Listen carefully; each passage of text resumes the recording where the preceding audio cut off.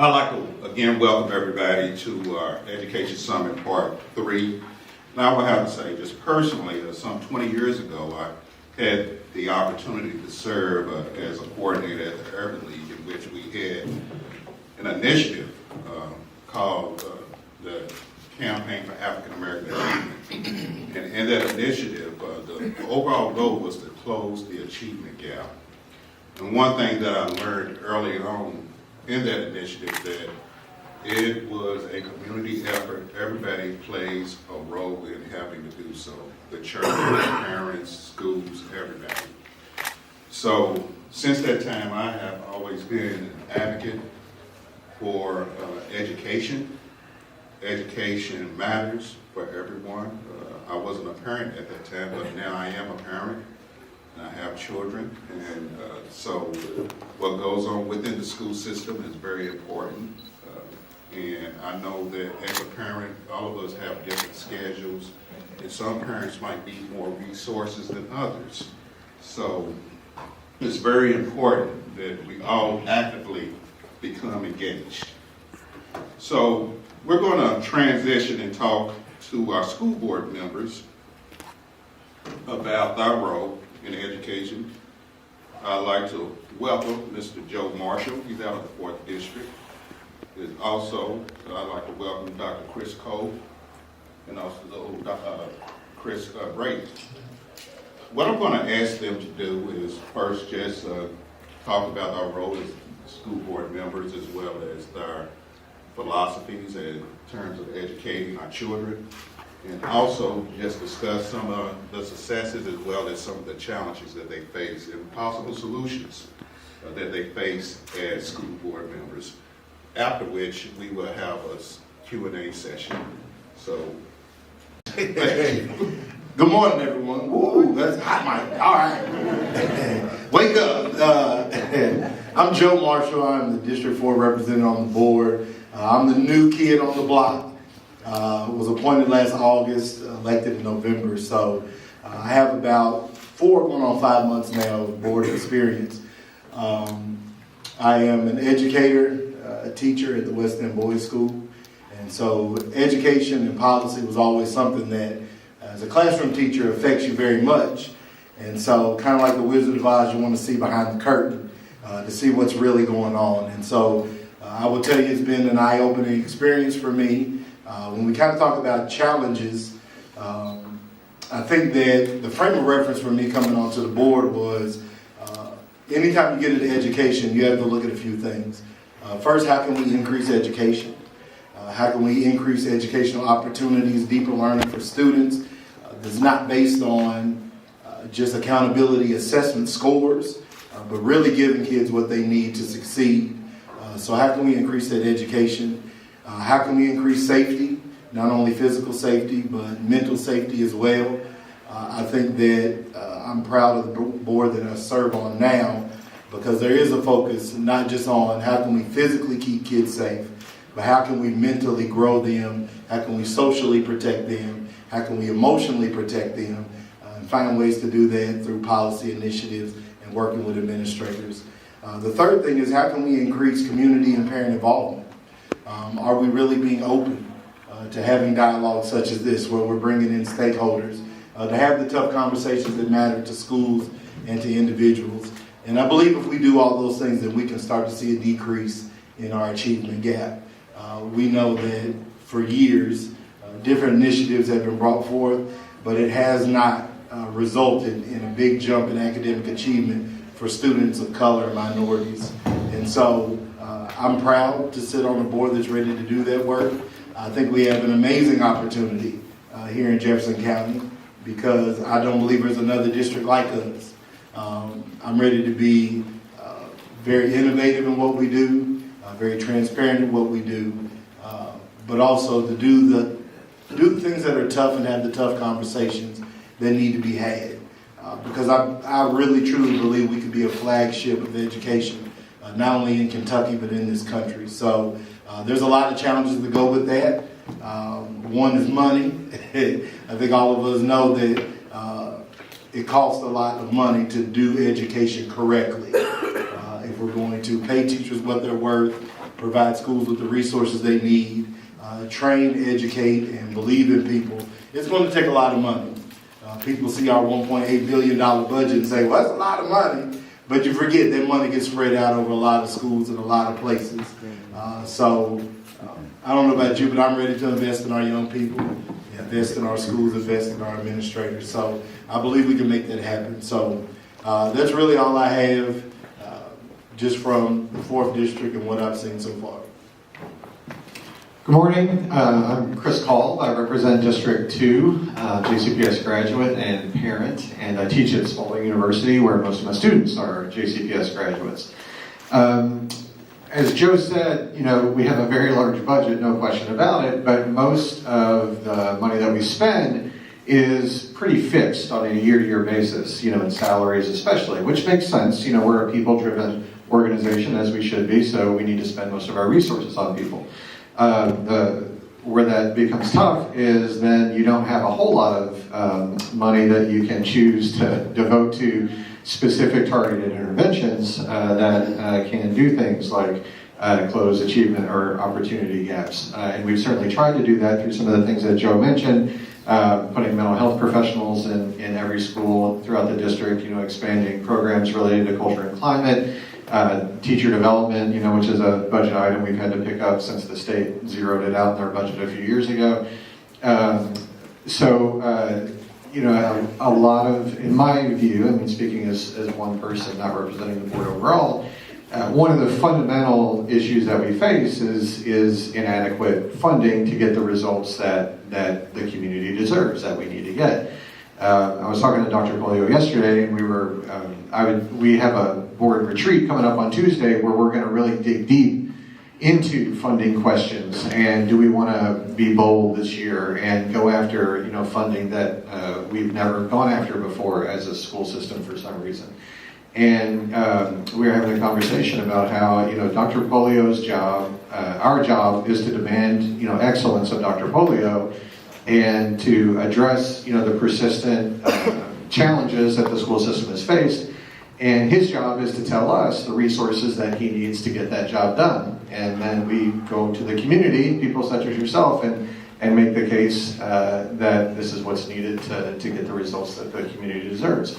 So I'm really excited that in the coming months, we are almost certainly going to be having a lot of those conversations out in the community. We're almost certainly going to be going after some funding that the school board has never decided to go after before, so that we can invest in children that need more resources to succeed. We know that as a public school system, our job is to educate every single child that comes to us. Unlike private schools, we don't get to choose who we allow to enter into our buildings. And we also know that for reasons that many of you know much better than I do, that all children do not come to school on equal footing. Some have come to school and being read to every day of their lives, and hearing 10,000 words before they come to school. And some kids come to school whose parents were working 3 jobs, and tired all the time because they were working, tried very hard, but maybe didn't have as much time as some families did to read to their kids.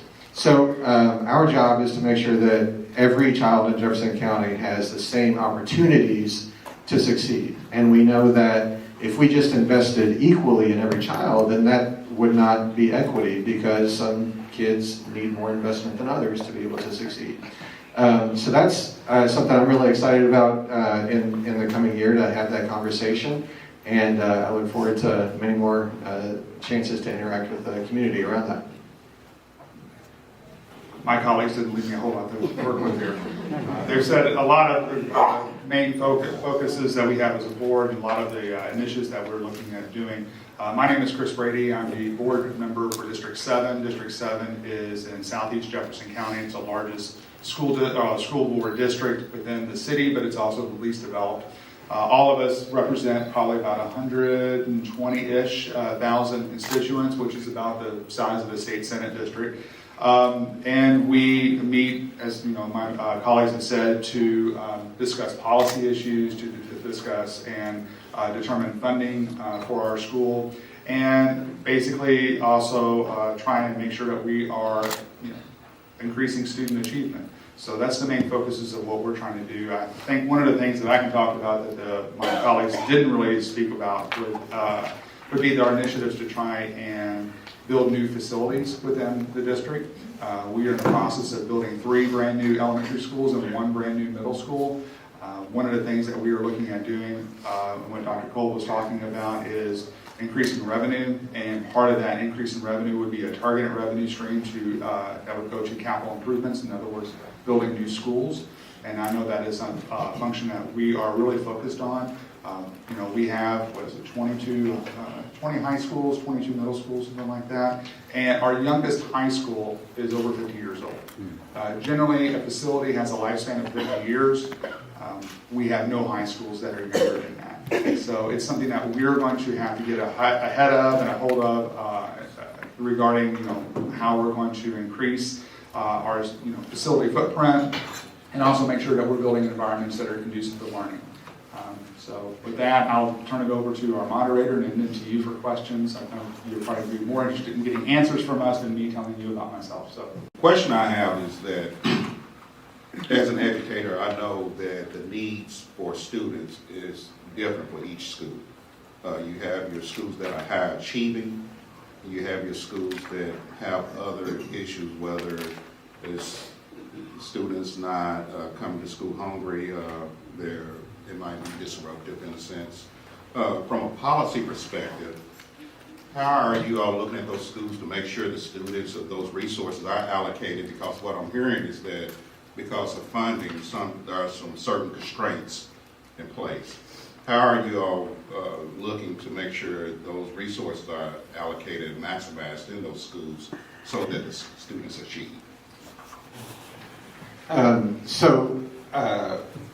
One of the most important things we know from research about schools that have a lot of challenges is that more teachers in the building, more adults really overall, but especially teachers, makes a huge difference.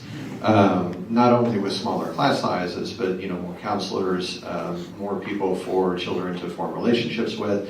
When there are more adults in a building, teachers' morale improves. They're slightly less stressed out than they might otherwise be, and they have a chance to build those relationships with children. Right now, definitely some of our schools, Title I schools or schools with lots of kids in poverty, get certain what we call add-ons to the budget, an additional position or some additional funding, either from the district, the state, or the federal government. But I believe personally that we need to do more to make sure that schools that have lots of kids in poverty are resourced at a much higher level and have more adults in the building, more teachers especially, than schools that don't have a lot of kids in poverty. However, in addition to funding challenges, and of course the two things are related, there's also a national teacher shortage, of which Jefferson County Public Schools is certainly not immune. So we have to do a lot more to attract teachers to Jefferson County Public Schools, to make sure that they stay in Jefferson County Public Schools once they take a job there. And that involves making sure that they are compensated for what they're worth. I think in Kentucky, teachers earn about 23% less than people with similar education levels that work in different fields. I think it should be, if anything, 23% more. These are people that we're entrusting our children to every day, and I want them to be well compensated so that they can do their jobs to the best of their ability. So that, to me, that's what the research tells us is one of the most important things that we can do, is to resource schools that have lots of kids in poverty, to make sure that there are more adults in the building and appropriately trained and qualified adults to build relationships with those kids.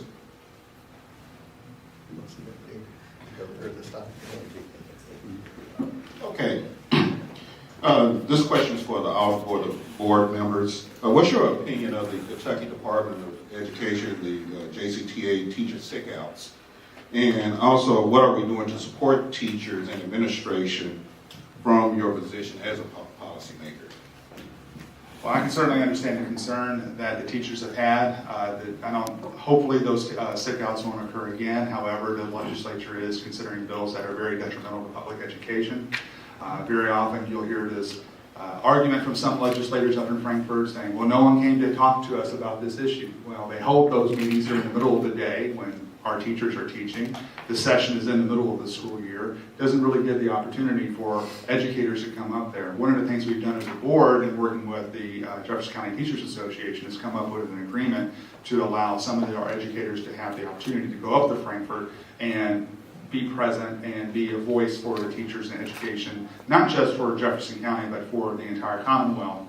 And that agreement hopefully is an effort to be able to avoid some of the unfortunate circumstances that we had last year with the, with us having to close down the school because of the lack of, teachers within the classroom. Hopefully that won't happen again. There was a bill that was filed late yesterday for what's called scholarship tax credits, which is really vouchers. That bill is detrimental not just to JCPS. I would even argue it would even be more detrimental to the school districts throughout the Commonwealth. There are 172 school districts throughout the state. Many of those are rural districts, and many of those would be tremendously affected if that particular initiative goes through. So I would not be surprised if it isn't just Jefferson County that you see a reaction from, but districts across the Commonwealth regarding this. I think our relationship with the Kentucky Department of Education will improve now that we have different leadership with the Kentucky Board of Education. And also, hopefully we'll have a commissioner that is more pro-public education than what we've had in the past. So I think what we're looking at is as a board, we're always looking at being able to maintain, a positive morale within our teachers within the district. And part of that process is, agreeing to that agreement to allow teachers to be present and present their voice. Can I just add, I think I'm never going to fault anybody for fighting for their livelihoods and fighting, in the teacher's case, fighting for their kids. So, it was certainly as a JCPS parent inconvenient for me last year when school was not in session when we thought it was going to be, but I certainly understood why that happened. And I think,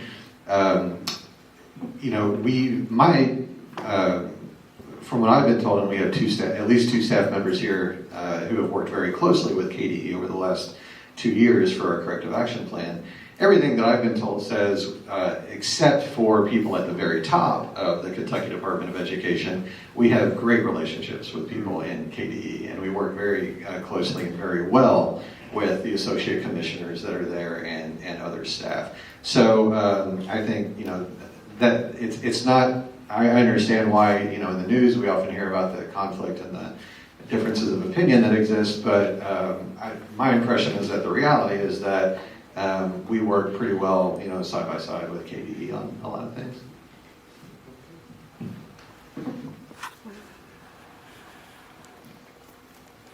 Okay, we all have seen the national trend of teachers wanting more pay and so forth. And what is it going to take, in your opinion, for teachers to get paid that they deserve? And I know it's more than just pay, but at the very minimum it should be paid, because there are high standards that they have to achieve to ensure that students are at the level that they should be. But in your opinion, what is it going to take to ensure that teachers receive the adequate pay that they deserve? It's a wonderful question, especially for me as an educator, spending 4 years at JCPS, now 4 years at the Western Boys School. I see, two different sides of what education and support for teachers can look like. So for me, a lot of it is, my years in JCPS were wonderful years in which I became certified, in which I grew a whole lot, great mentors.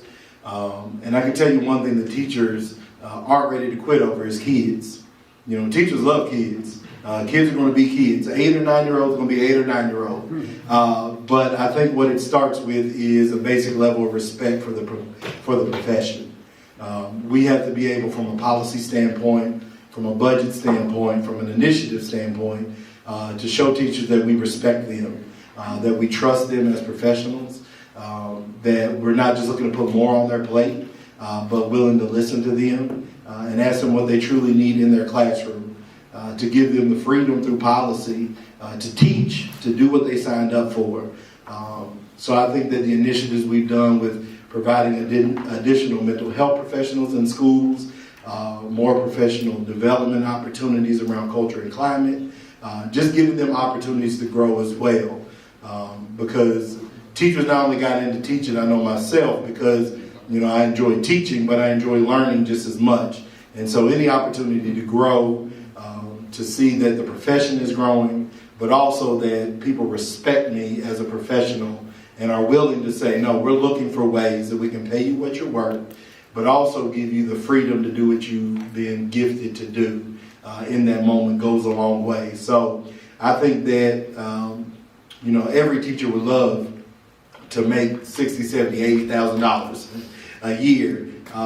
But I think that at the same time, a lot of teachers would also just enjoy the opportunity to walk into a classroom, know they make a difference, and that those that are making policy are fighting on their behalf for the freedom to do that. Okay, thank you. What's the current state of our AIS schools, and what are some of the goals and desirables? AIS schools are those schools that need that extra assistance. That there are some extra deficiencies within that school. Yeah, so AIS is, thank you, Accelerated Improvement and Supports, is that right? There's a lot of acronyms in education, as you probably know. And that's a designation that Dr. Polio himself chose to use within JCPS. At the state level, there's CSI and TSI, and it's probably changed already, I don't know, since we've been here this morning. But the first thing is that we have, that I think is progress, is that we have that system in place so that we now have a way to identify schools, and there's 3 different levels of AIS schools. Identify schools that need, as the designation says, acceleration, and that we can provide supports to those schools to carry out that acceleration, and recognizing that some schools need a lot of help and some schools just need a little bit of help. In terms of the specifics going on, within those schools, that's something that Dr. Polio and his staff know a whole lot more about than board members do. But it's definitely something that Dr. Polio reports to us on at least a quarterly basis, I think, maybe even more frequently than that, with very detailed data. And so we do monitor the data very closely, which is one of our key jobs on the board, is to ask for the numbers from Dr. Polio and his staff so that we can see that, either what we're doing is helping or it's not helping, and we need to figure out a different way to do that. But as we've been talking about, repeatedly in answers to a number of these questions, again, a lot of it comes down to funding. How much money do you have to be able to shift, people to that school, people and resources, additional professional development, which not only requires funding, to have the professional development itself, but you have to free people up to attend professional development. You have to pay them or have substitutes so they can attend it. And that's something that, as I mentioned, the state has stopped funding over the last few years. So, that's just, again, speaking personally, my approach to my role as a board member is to try to identify what are the fundamental structural challenges to a lot of to making improvements in a lot of the areas that we need to make improvement on, and how can I, as a board member, help us to meet those, overcome those challenges. And the funding issue is a huge one. That's the one, the board is who votes on taxes. We're pretty limited actually in the taxes that we can impose, but there are some out there that we haven't taken advantage of in the past that, personally, I think we definitely need to take advantage of. I want to expand on that just a little bit. The particularly maddening thing for me regarding not just AIS schools, but just achievement in general, is that, you know, if we are to learn that something isn't working, then generally we're going to put in some, you know, new initiative or something. We'll start at the beginning of the school year. I think everyone considers that, or would agree that the beginning of a school year would probably be the best time to be able to roll out some brand new initiative. But consider the fact that our testing for our students and, you know, AIS designation and all those types of designations are based off of state testing. But state testing takes place in April, or May timeframe. We as a board don't get those results from that testing until October. So anything that we would, you know, if we were able to get the results sooner, then we might be able to discuss some of that, you know, analyze that data early summer, be able to come up with some initiatives and start those initiatives maybe by the beginning of the school year to address those deficiencies or any gaps or anything that we might see as a result of the testing that occurred in, you know, May, April timeframe, right? So we don't get those results until October, which means that as a board and as the administration, we don't have a chance to really address those issues until the beginning of the next school year. So we're constantly a year and a half late in addressing some of these results that we see. And it's really, really frustrating, at least on my part, and I'm sure on the administration's part, to be able to say, oh, okay, well, this year, you know, we did great in math, but we need some extra supports in reading. Well, you know, we'll try and bump that up right now as much as we can, but we really can't roll out a brand new initiative to address that until the beginning of the year. Now, one of the things that the administration has tried to do to get ahead of this is what we refer to as MAP testing. MAP testing is done 3-4 times a year. Okay, so it's beginning of the year, then we do it at just before fall or winter break, and then we do it again in that spring time frame to be able to get a touch point of where we are with our students and be able to address and make some modifications to our plan and find out where students are throughout the year and not having to rely on one single metric that happens, you know, toward the end of the school year. Yeah, I was trying to find this information. I actually found it. So we had 35 schools this year that were identified as CSI. From the previous year, 9 schools had exited, 23 had entered. You know, there is this myth that there's something fundamentally wrong with the building itself or the educators or administrators, and that's not always the case.